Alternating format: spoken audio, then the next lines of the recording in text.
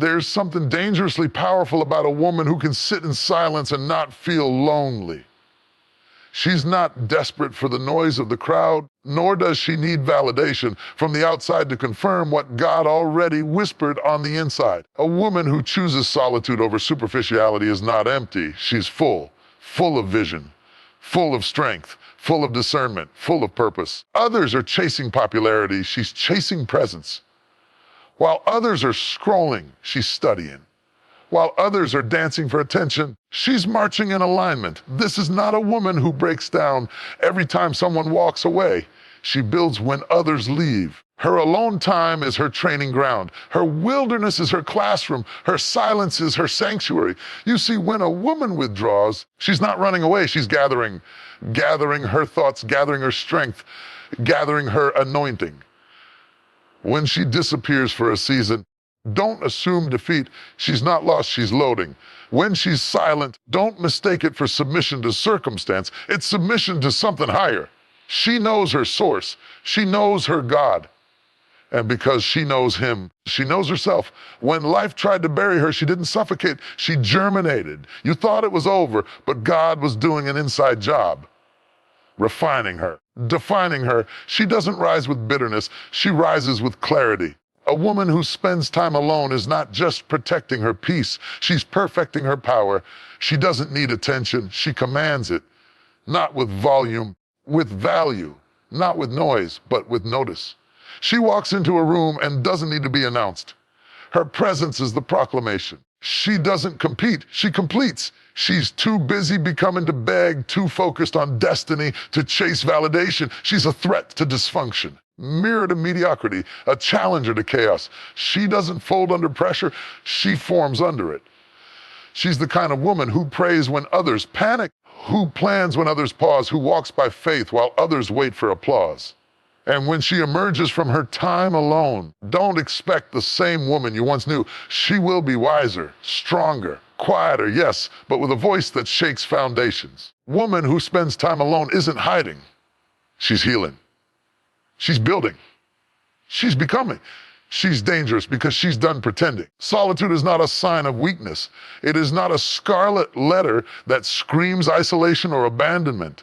It is not the space of the unloved or the forgotten. Solitude is strength in its purest form. It is the sacred chamber where transformation takes place, where identity is reforged, and where calling is clarified. The world may look at a woman who is often alone and label her lonely, but they don't know she's actually in the presence of her maker.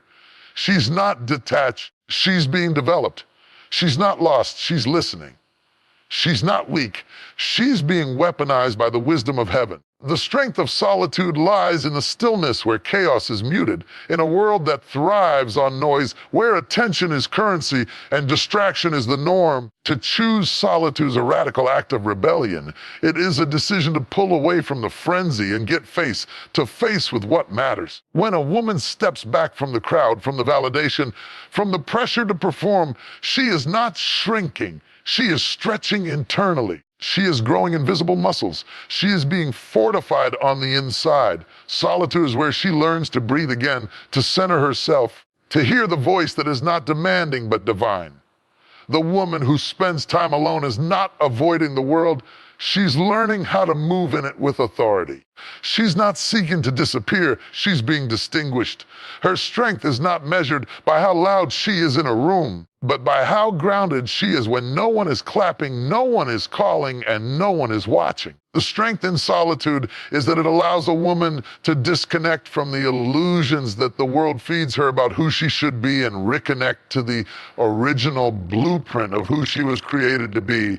She's not lonely. She's learning how to regulate her emotions, learning how to pray deeper, learning how to hear from God with no filter, learning how to look in the mirror and love what she sees, not because of perfection, but because of progress. There is power in being alone, because it is there that the masks fall off, the performance stops, and the healing begins. The true self steps forward, not the version created to survive, the version designed to thrive. In solitude, she is able to pull out the weeds of insecurity. She faces the wounds that were too loud to hear in the crowd. She lets the tears fall without needing to explain them. She opens her heart to divine inspection and lets the Spirit do surgery. Alone doesn't mean abandoned. It means attended to by God Himself. Some things can only be healed in the quiet. Some revelations can only come in the absence of applause. Some breakthroughs are reserved for the private place. The woman who embraces solitude is dangerous because she has been with herself and survived it. She has faced the storm inside and found peace. She has sat in the silence and made peace with her past. She has mourned what she lost and still decided to move forward. That kind of strength doesn't come from being surrounded. It comes from being separated. Every separation is punishment. Sometimes it is preparation. God pulls people away from you to pull you closer to Him.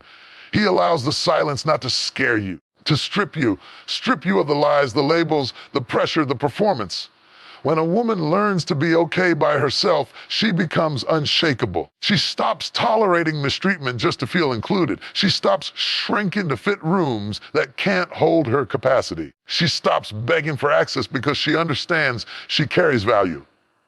Solitude taught her how to be alone without feeling empty. It showed her that she is never truly alone because the presence of God is not found in the crowd, but in the secret place, the closet, the prayer room, the journal, the moments where it's just her, the stillness, and the Spirit of the living God.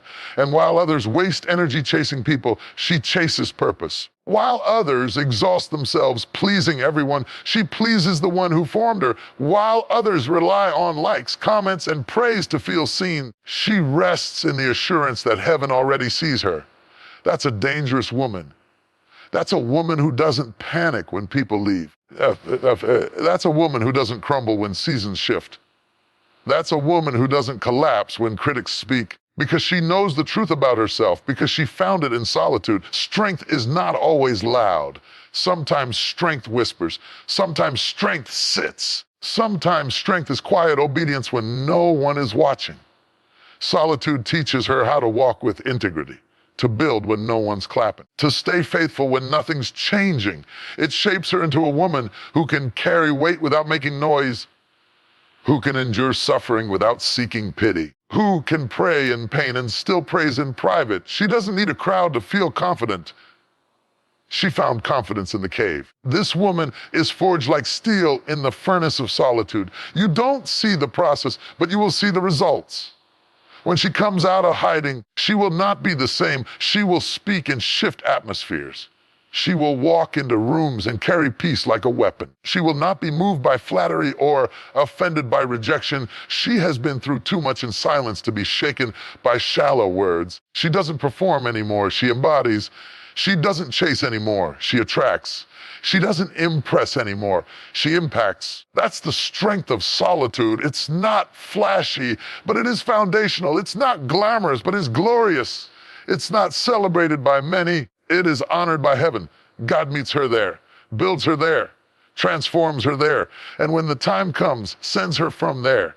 Not as she was, as He's made her. There comes a time in every life where the crowd fades, the applause silences, the friendships thin out. All you're left with is stillness, emptiness, perhaps, or so it seems. But let me tell you something, that stillness is not empty. That silence is not meaningless.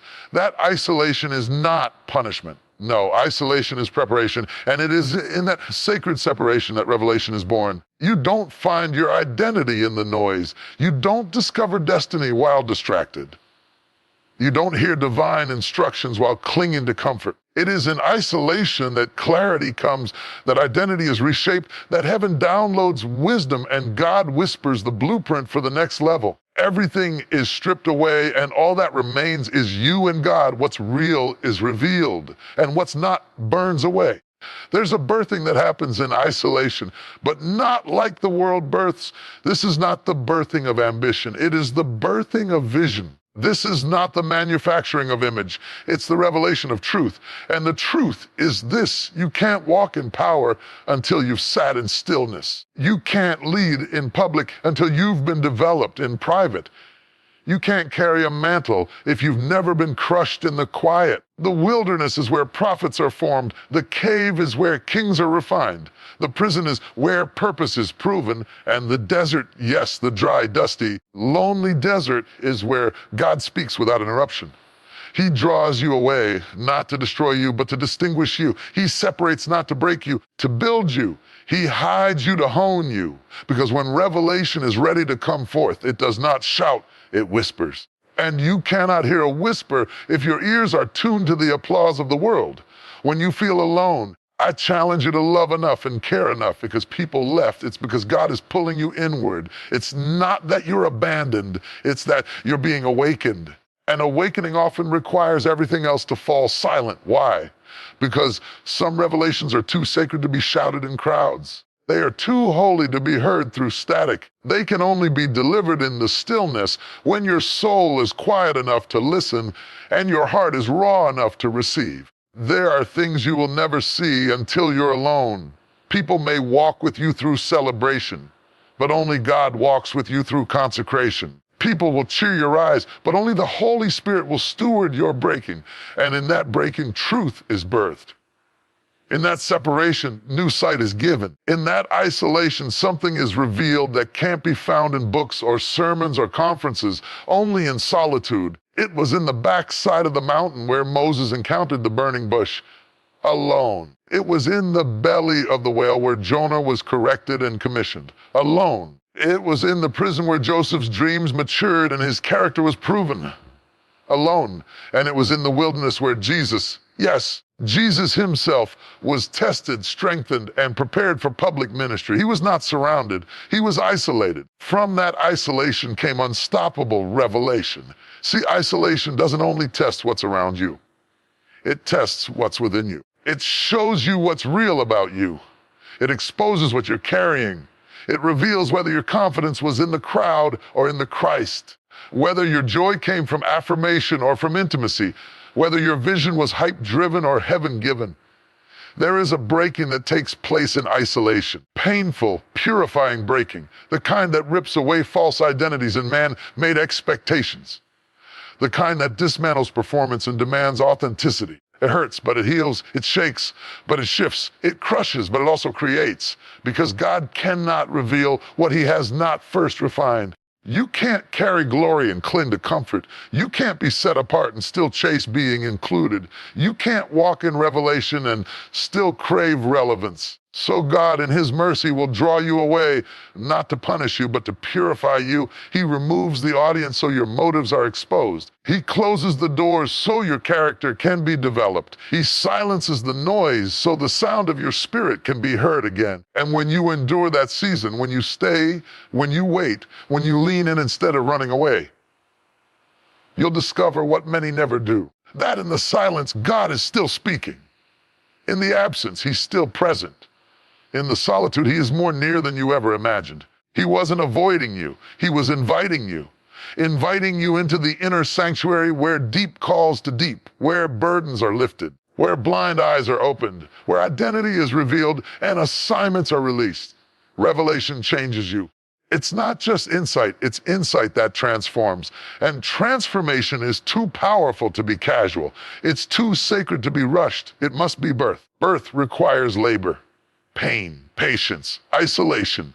So if you're in a season where you feel alone, don't despise it. Don't rush it. Don't try to fill it with noise and distraction. Sit in it. Surrender to it. Let it do its work. Because what God is doing in the isolation is preparing you for what's coming in the elevation. The revelation you receive in private will sustain you in public. The truth he whispers in the shadows will guide you in the spotlight. The power he deposits in your secret place will uphold you in your open place. But none of that comes without separation. None of that comes without being still, being hidden, being alone. That's why isolation births revelation, because it empties you of the unnecessary so you can be filled with the undeniable. It silences the world so you can hear heaven. It removes the mirrors so you can see your maker. It detaches you from everything that's artificial so you can connect with everything that's authentic. When that happens, when you rise from that isolation carrying a word from the throne room of vision from eternity, fire that was not man-made, you will walk in a way that shakes hell and brings heaven to earth. Because you're not just walking with knowledge. You're walking with revelation, so embrace the isolation. Let it birth in you something sacred, something eternal, something unstoppable. You may be hidden now. What's forming in the dark will shine like the sun in the right time. She's not loud. She doesn't need to raise her voice to raise the standard. She's not everywhere, but her presence is undeniable. She doesn't demand attention. She commands it simply by walking in alignment. There's something different about her. It's not the way she dresses. It's not the way she talks. It's not her popularity or her position. It's the oil on her life. It's the fire in her belly. It's the stillness in her spirit and the storm in her walk. She is not easily moved. She is not easily broken. She is not easily impressed because she didn't come to fit in. She came to shake foundations. She is a threat to everything that pretends to be strong but is secretly fragile. She is a danger to systems built on dysfunction. She rattles cages just by breathing. She walks into rooms where chaos used to reign and suddenly everything feels unsettled. Not because she caused confusion, because she carried order. She's not confrontational, but her life confronts. She's not aggressive, but her peace exposes the unrest in others. Her discipline makes comfort uncomfortable. Her integrity makes compromise feel convicted. She doesn't come with noise. She comes with weight. And when she walks, everything that isn't rooted starts to shake. She's a threat to chaos because she carries clarity. She's a threat to confusion because she walks in truth. She's a threat to disorder because her life is built on divine alignment. And let me tell you something. Hell doesn't attack what it isn't afraid of. So if she's been under fire, it's because the enemy saw what she was about to expose. If she's been isolated, it's because her presence disrupts the patterns that keep others bound. She's not just a person. She's a breaker. She breaks cycles. She breaks dysfunction. She breaks traditions that have kept people tied to trauma. People don't always know what to do with her. She doesn't follow the script. She's not easily manipulated. She's not moved by trends. She's not addicted to approval. She has learned how to walk alone without losing her voice. She's learned how to love without losing herself. She's learned how to wait without growing bitter. And that strength, it didn't come cheap. That oil, it was crushed from experience. That fire, it was lit in the middle of her pain. She didn't just wake up strong, she chose to become it. She rose when others stayed down. She forgave when it made more sense to get revenge. She built when no one supported her. And now, she's dangerous. She's dangerous because she doesn't need the room to make her feel big. She already knows who she is. She's dangerous because she's no longer seeking permission to take up space. She's dangerous because she's not chasing opportunities. She's cultivating herself to be ready when they come. Comfort zones are afraid of her because she exposes how small they truly are. The status quo is terrified of her because she is the manifestation of what happens when purpose wakes up and refuses to go back to sleep. Her presence pulls people out of complacency. She doesn't even have to say a word. Just the way she carries herself challenges others to rise, to think higher, dream deeper, to heal, to grow, to let go of things that no longer serve their future. Her life is a living rebuke to laziness. Her pursuit of excellence makes mediocrity nervous. She's not trying to make everyone like her. She's trying to make everyone live. And not just breathe, live on purpose. She is a mirror, and when people look at her, they see what they've ignored. Her presence reveals the places people have settled. Her words, even when soft, are like a hammer in the spirit. She doesn't speak to impress. She speaks to impact. She speaks from wounds that have healed. She pours from a cup that's been refilled in the secret place. She doesn't come from ego. She comes from encounters. Encounters with God that change how she sees herself. Encounters that taught her how to war in prayer. Encounters that taught her how to get low before God so she could rise in the presence of man. Comfort zones crumble around her because she lives a life of stretching. She doesn't believe in stagnation. She doesn't settle for good enough. She pushes herself not because she's striving, but because she's called. She's not chasing perfection. She's chasing obedience. She knows that settling would be easier, but she's not built for ease. She's built for purpose. She's built for nations. She's built for impact. So no, she's not going to make it easy for you to stay the same. Enough. She's not going to watch you self-sabotage and say nothing. She's not going to clap for your comfort when she knows there's a lion in you waiting to roar. Chaos, it can't rest near her because she doesn't operate from emotional instability. She operates from spiritual authority. She doesn't need to argue. She doesn't need to explain. She discerns. She sees beyond the surface. She speaks what others are too afraid to say, not because she wants to offend, but because truth is offensive to those who are bound by lies. She knows how to war in the spirit and walk in wisdom at the same time. She doesn't need to curse the storm. She commands it. She doesn't panic when plans shift. She pivots. She's not predictable. She's prophetic, and that's why the enemy hates her. That's why people try to label her, contain her, tame her. But she was never meant to be tamed. She was meant to transform. She is salt. She is light. She is oil and fire. She is a force sent to disturb everything that's been sleeping in the souls of others. When she opens her mouth, dry bones rattle. When she prays, hell trembles. When she moves, atmospheres change. She's a threat, yes, but not because she's arrogant, not because she's rebellious. She's a threat because she's free, and free women are always a threat to systems that were built to keep people bound. So if you see her, don't mistake her silence for passivity. Don't confuse her stillness for stagnation. Don't let her humility fool you into thinking she's harmless. Because behind that quiet confidence is a woman who has walked through fire, conquered demons, buried old versions of herself, and still came out worshiping. They misread her. Over and over again, they misread her because she didn't clap back, because she didn't post her pain, because she didn't air her wounds for attention or argue with people who couldn't handle her wisdom. They assumed her silence was weakness. They mistook her stillness for surrender. But what they didn't realize was silence is her strategy. She doesn't need to speak to be powerful. She doesn't need to be seen to be effective. She doesn't need to fight every battle to prove that she's won the war, because she's learned that not every room deserves her voice. Not every battle deserves her energy. Not every conflict deserves her presence. Her silence is not a void. It's a weapon. It's not an absence. It's an atmosphere. It speaks in dimensions words could never reach. They don't understand that while others are busy making noise, she's building.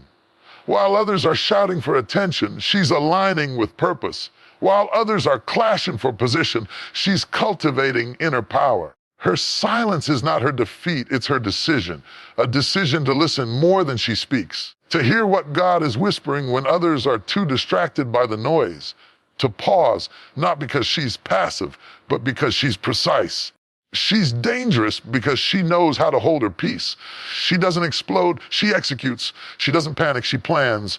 She doesn't react, she rises. Because silence, when yielded by a woman of depth, becomes a divine strategy. It protects her from premature exposure. It shields her from being misunderstood by those who only see the surface. It keeps her focused when others are losing themselves in performance. She doesn't tell everyone what she's building.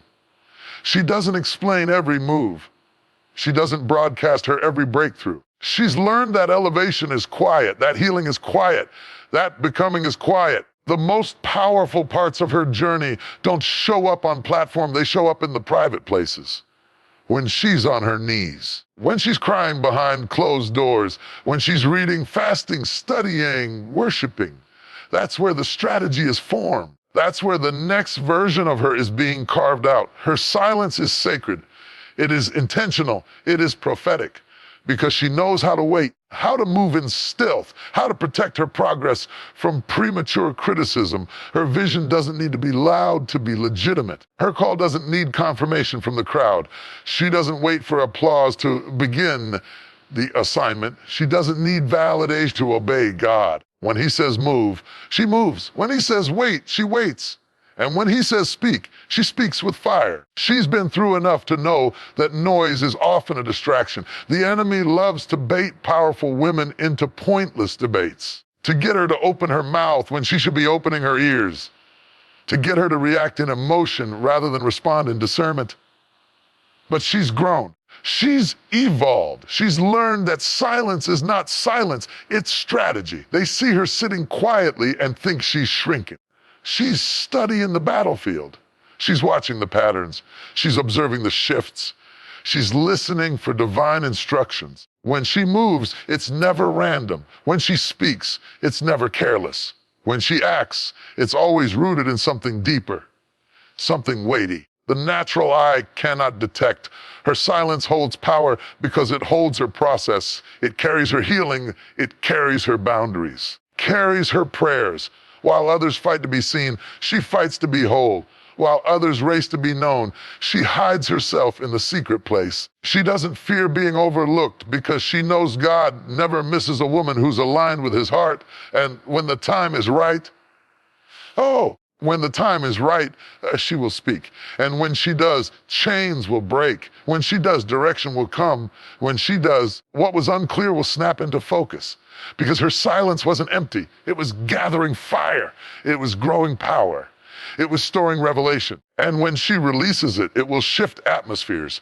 She's the kind of woman who doesn't waste words. She doesn't talk to impress. She talks to impart. She doesn't speak to be heard. She speaks to be understood. And when her voice comes forth, it doesn't entertain. It equips. She speaks from the oil that was crushed in the dark seasons. She speaks from the wisdom that came through suffering. She speaks from the spirit, not the ego. And that makes her voice weighty. Her words carry presence. You may never see her coming. She won't announce herself. She won't throw her title in your face. She won't boast about her calling. But her fruit speaks. Her peace speaks. Her consistency speaks. Her silence speaks louder than most people's noise. When others doubted her, she didn't argue, she kept building. When doors closed, she didn't complain, she kept praying. When betrayal hit, she didn't broadcast, she healed in silence. When she was overlooked, she didn't force her way in. She let God prepare the table. And now she's walking in rooms they said she'd never enter. Speaking into lives they said she'd never impact. Doing what they said she'd never do. Not because she screamed her way there, but because she stewarded her silence. She is not intimidated by delay. She doesn't panic when it gets quiet. She thrives in the pause. She hears God in the silence. She gathers strategy when others are chasing spotlight. She's too seasoned to be rushed, too refined to be rattled, too deep to be distracted. So if you see her and she hasn't said much lately, don't assume she's idle. She's listening. She's waiting. She's watching. And she's ready to move in precision, ready to speak with power, ready to shift what others couldn't even touch, because her silence wasn't passive. It was prophetic. She went in hidden. She went in wounded. She went in weary from the war, tired of pretending, broken in places no one could see. She wasn't the loudest. She wasn't the boldest. She wasn't always noticed or celebrated. But while the world overlooked her, heaven was working on her. While people misread her silence, God was rewriting her story. While the enemy thought he buried her in disappointment and defeat, he didn't know she was planted, not buried. And now she emerges, but not as the woman who walked in. She emerges transformed and empowered. You cannot defeat a woman who met God in the dark. You cannot intimidate a woman who died to the opinions of people. You cannot manipulate a woman who found her identity in the fire and not in flattery. She emerges not because the pain disappeared, but because she was refined by it. Not because the process was easy, but because she stayed in it. Not because she never cried, because she learned how to cry without collapsing.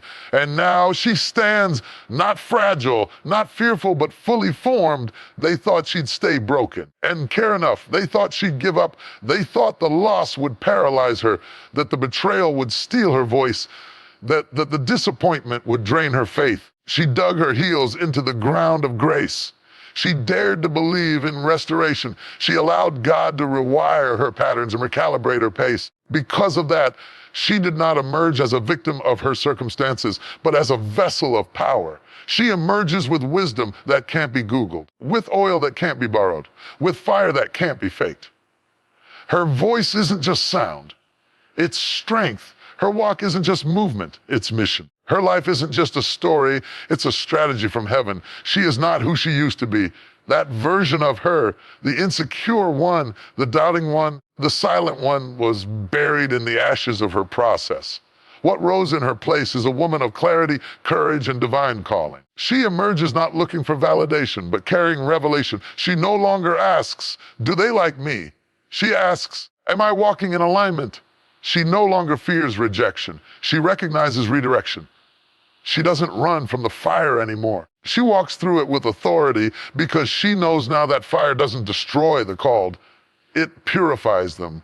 She emerges with eyes that see differently, ears tuned to the whispers of God, with hands that build, not beg, with feet that walk in peace, not pressure. She doesn't need to be loud. Presence speaks, her consistency speaks, her posture speaks. She doesn't walk with ego, she walks with evidence. Because transformation leaves marks, empowerment leaves fruit. You don't have to guess if she's changed. You'll know. She emerges with a healed heart, not just bandaged, mended by the master. Her scars tell stories not of shame, but of survival. She's not ashamed of her past anymore. She carries it